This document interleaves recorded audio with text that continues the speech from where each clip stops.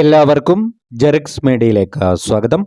പുതിയ സാമ്പത്തിക വർഷം ആരംഭിച്ച സാഹചര്യത്തിൽ സംസ്ഥാനത്ത് സാമൂഹിക സുരക്ഷാ പെൻഷനുകൾ, ക്ഷേമനിധി പെൻഷനുകൾ, ബോർഡ് പെൻഷനുകൾ, വിവിധ മേഖലകളിലേക്കുള്ള ആനുകൂല്യ വിതരണം എന്നിവ വിവിധ ഘട്ടങ്ങളിലായി ആരംഭിക്കുന്ന സാഹചര്യത്തിൽ സംസ്ഥാന സർക്കാരിൻ്റെ സാമൂഹ്യ സുരക്ഷാ പെൻഷനുകളിലെ 55 ലക്ഷത്തോളം വരുന്ന സംസ്ഥാന വിഹിതം മാത്രം ചേർത്ത് പെൻഷൻ തുക സ്വീകരിക്കുന്ന ഗുണഭോക്താക്കൾക്ക് രണ്ടാം ഘട്ട വിതരണം ആരംഭിക്കുന്നു. ഇതോടൊപ്പം തന്നെ 8 ലക്ഷത്തോളം വരുന്ന NSP പെൻഷൻ ഗുണഭോക്താക്കൾക്ക് കേന്ദ്രവിഹിതം ഒഴികെയുള്ള തുകയും, ക്ഷേമനിധി ബോർഡുകൾ വഴി പെൻഷൻ തുക സ്വീകരിക്കുന്ന ഗുണഭോക്താക്കൾക്ക് സംസ്ഥാന സർക്കാരിൻ്റെ വിഹിതവും ചേർത്ത് പെൻഷൻ ആനുകൂല്യങ്ങൾ എത്തിച്ചേരും.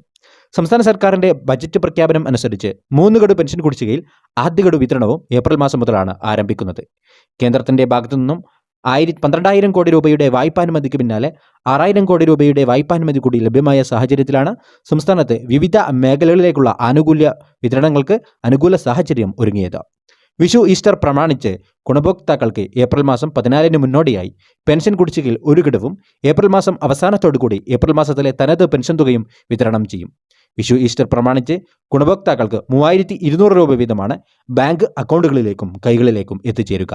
എന്നാൽ പെൻഷൻ ഗുണഭോക്താക്കൾക്ക് 2 ഗഡു പെൻഷൻ തുക അക്കൗണ്ടുകളിലേക്ക് എത്തുമ്പോൾ 500 രൂപ മുതൽ 1000 രൂപ വരെയുള്ള കേന്ദ്രവിഹിതത്തിൽ കുറവ് വന്നേക്കാം.